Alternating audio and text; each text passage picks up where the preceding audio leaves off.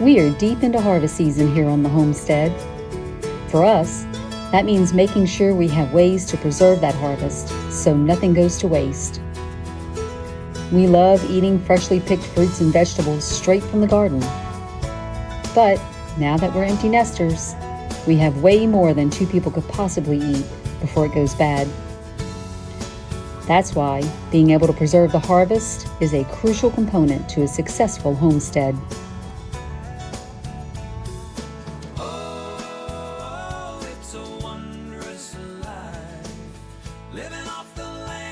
Good morning, friends. Welcome back to the Southern Homestead. And what a beautiful morning it is so far. The heat is coming, I know it is. So I'm up bright and early. The sun is just now peeking over the horizon. And I've got to tend to the animals. I'm going to be finishing up my tallow today. I've already been in the garden and I've picked a lovely spread of tomatoes and cucumbers and a couple of peppers. And then I have to go out to the row crops to check on our beans. I have a full day today. We're also expecting our meat birds in the mail either today or tomorrow. So I need to make sure that our brooder is in place and set up and ready to go. So come spend the day with me on the homestead, friends.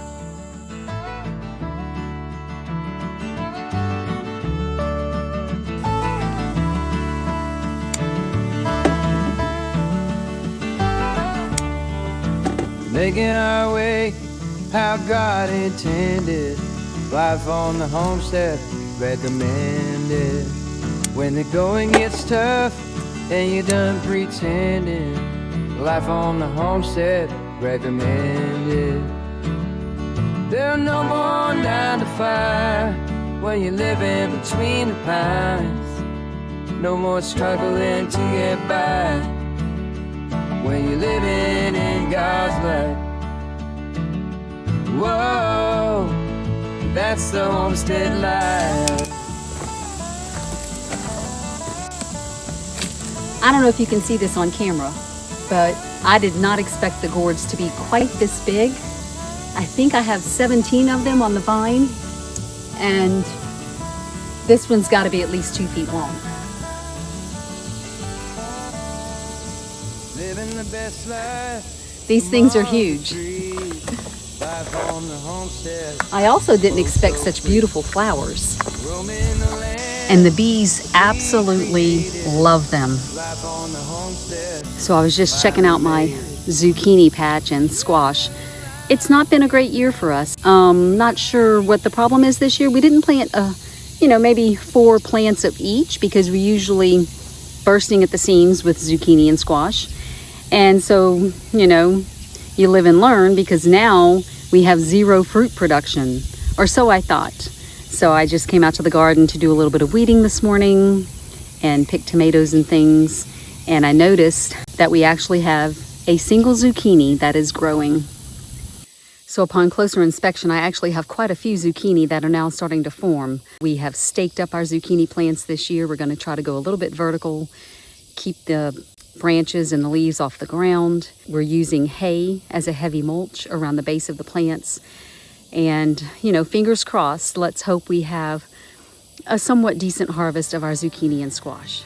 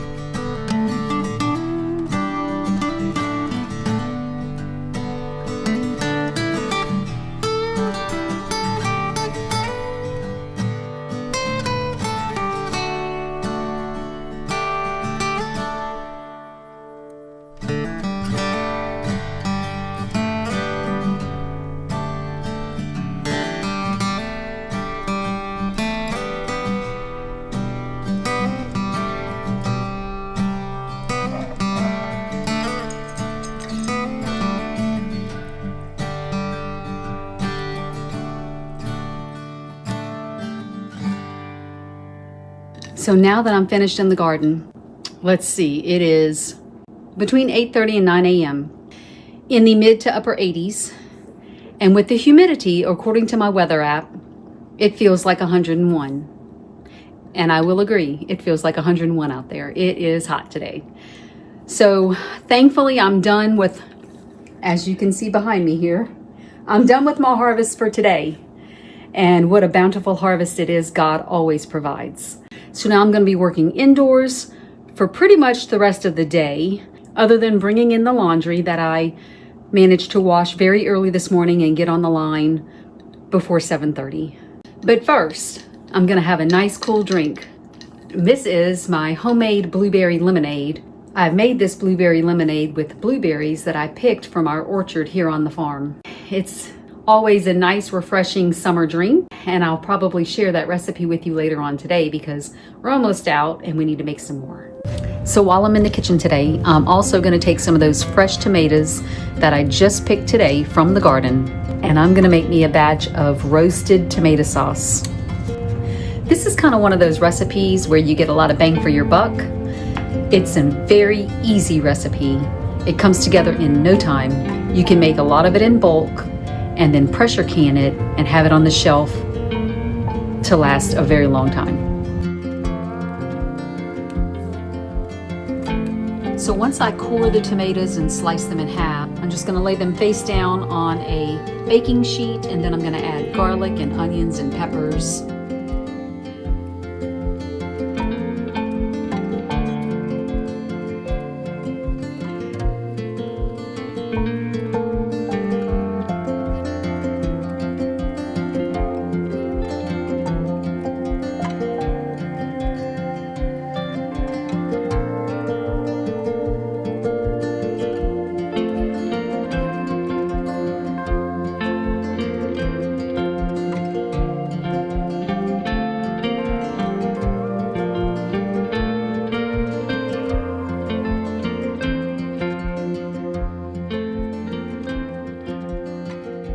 So once I have all of my veggies on the pan, I'm going to go ahead and drizzle it with some extra virgin olive oil. And then I'm going to do some balsamic vinegar.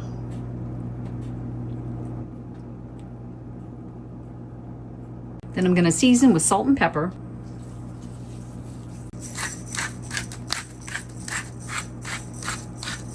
And into the oven to roast. My roasted tomatoes, peppers, and onions and garlic have come out of the oven, and I really wish you could smell my house right now.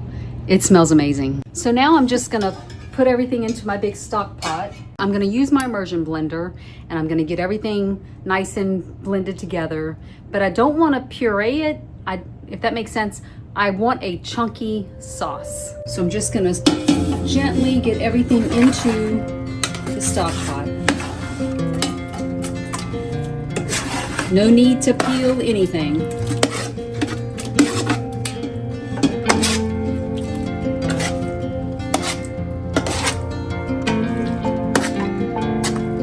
If you're wondering which variety of tomatoes I am using, I planted in my garden Roma tomatoes and Amish paste. So now I'm headed out to the garden. I want to pick some fresh herbs to put in there with my roasted tomatoes and veggies. And first stop is basil. Next up, let's see if I can find some parsley. You can totally use dried herbs. If you don't have fresh, that's fine. Okay, I've got my herbs.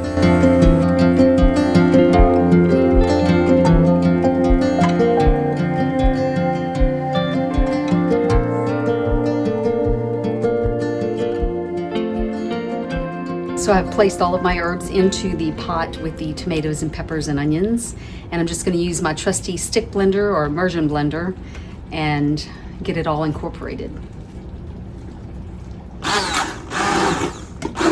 Can we just stop for a minute and appreciate how thick this sauce is? This is a slotted spoon. A slotted spoon.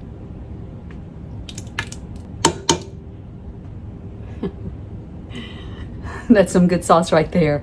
The house again smells like an Italian restaurant. It smells amazing. And I will have to do a taste test. Got my spoon.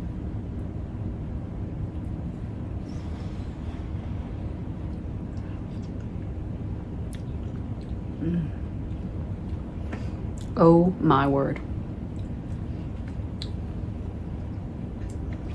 I know what we're having for supper tonight. This is so amazing. Wow.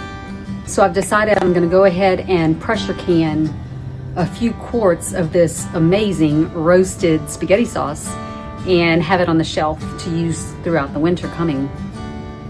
So I've got my pressure canner behind me here, and I'm just getting the water hot, and I'm gonna go ahead and ladle the sauce into my quart-sized jars, and the sauce is hot. That is one of the rules for canning.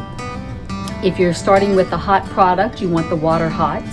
If you're starting with a cold product, like say for example, you're gonna raw pack some soup, like potatoes and some raw stew meat and chopped carrots and celery, you can do all that raw, which means it's gonna be cold. And so you would start with cold water in your canner. And this is gonna help prevent any cracks or explosions of your jars inside the canner with the extreme temperature change. You want everything to be at the same temperature inside the canner. So I'm gonna go ahead and start ladling my sauce into the jars.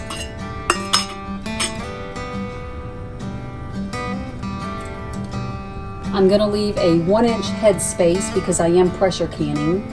You could totally water bath can your spaghetti sauce, but I choose to pressure can. That way I don't have to add lemon juice or citric acid. Supposedly it doesn't change the flavor of the sauce, but I don't take any chances. And this sauce is so thick. I was really hoping to get 4 jars, but I only ended up with 3 quart-sized jars today. That's okay, we'll just go ahead and process what we've got. I'm just cleaning the rims of the jars. This is gonna help make sure that there's no food particles on the rims that would prevent a good seal. And I've got my lids and my rings. I'm just gonna go ahead and put these into the canner. Well, my spaghetti sauce is finished. I'm ready to pull the jars out of the pressure canner and set them on the counter overnight.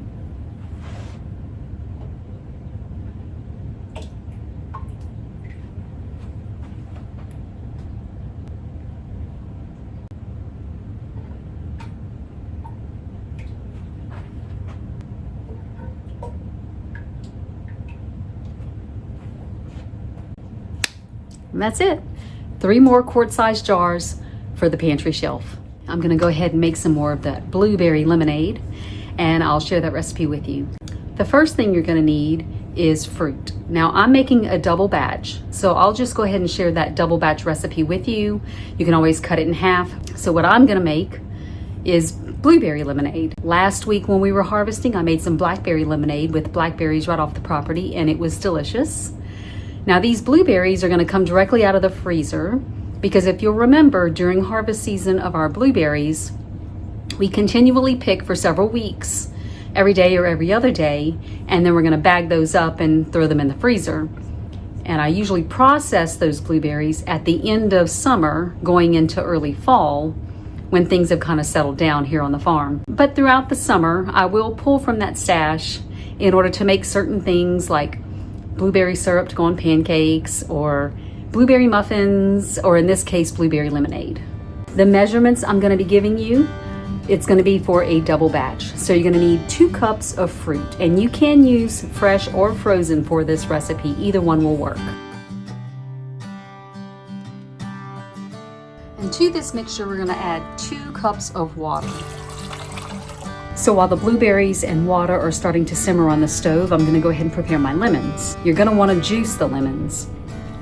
I'm not gonna bother with peeling or zesting, because once I cut them in half and juice them, I'm just gonna throw the whole thing, peel and all, into the blueberry mixture. So I'm gonna need for this recipe between 6 and 8 lemons. And these are a pretty good size, so I'm just gonna use about 6 of them.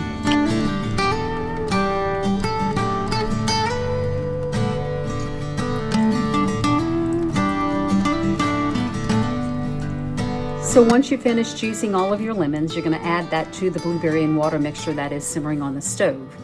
And if you're going to use bottled lemon juice, which you totally can, it's probably somewhere around a cup to 1 1/4 cups of lemon juice. And of course, if you're using fresh lemons, that's going to vary depending on the size of the lemons. Try to get at least a cup of lemon juice. And I almost forgot the most important part. I had to zip on out to the herb garden and grab some fresh peppermint. You do not have to have peppermint leaves in your lemonade, but it sure does make a difference in taste. So I'm going to quickly wash these off, strip the leaves, and throw them into the pot to simmer with the rest of the mixture.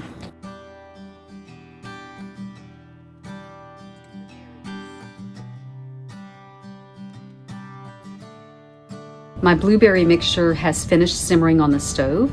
I'm going to go ahead and strain everything into a 1/2 gallon mason jar, which is what we store our lemonade in.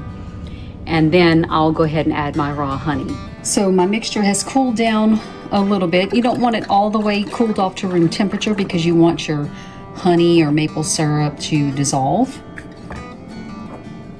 I'm going to add about a cup or to taste.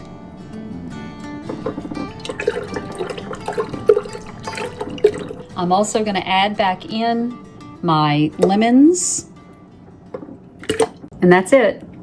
And what I have here is a blueberry lemonade concentrate.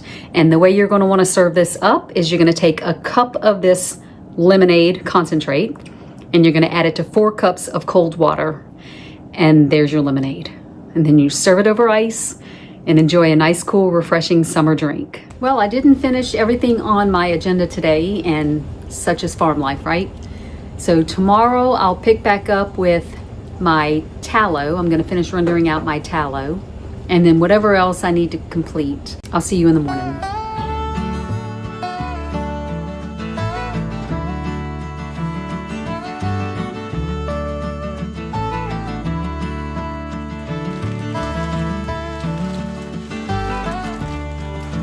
Making our way how God intended.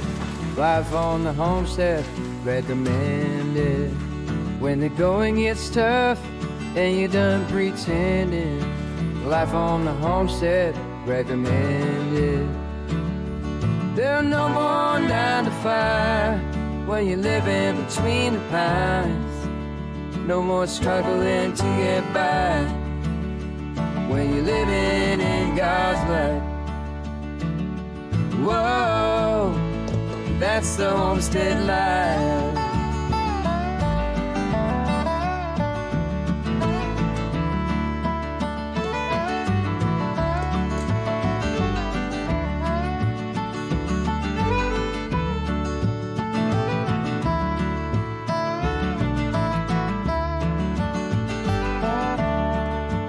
Living the best life among the trees. Life on the homestead, oh so free. Roaming the land that we created. Life on the homestead, finally made it. We're living the life we dreamed of, full of life and full of love. Whoa, no more 9 to 5 when you're living between the pines. No more struggling to get by. Well, it's time. I just got the call from my local post office and our delivery is here. Whoa, that's the homestead life.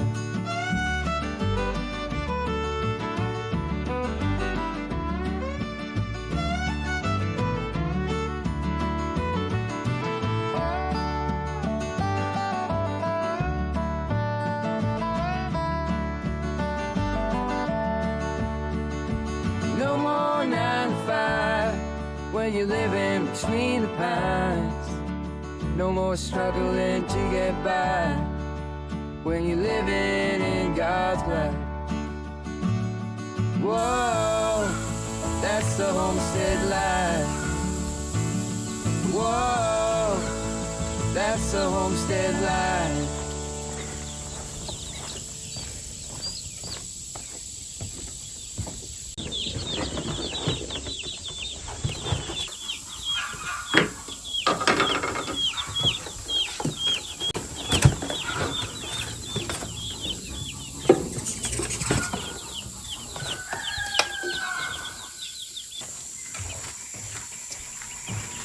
So I managed to get the water bottle filled, and I removed each bird out of the box and dipped their beaks into the water, and they're all settling in nicely.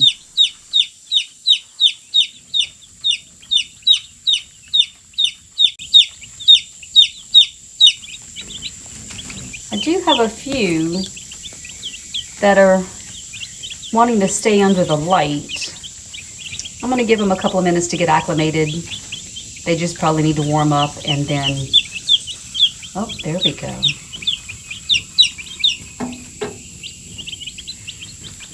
Hopefully they'll make their way on out to the feeders in the water.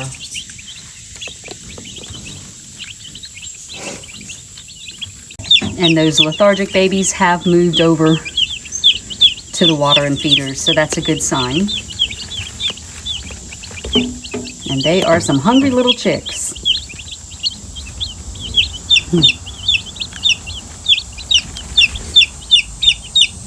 So I've got the baby chicks all set up in the brooder, and they're eating and drinking and cuddling under the heat lamp, and they're doing well.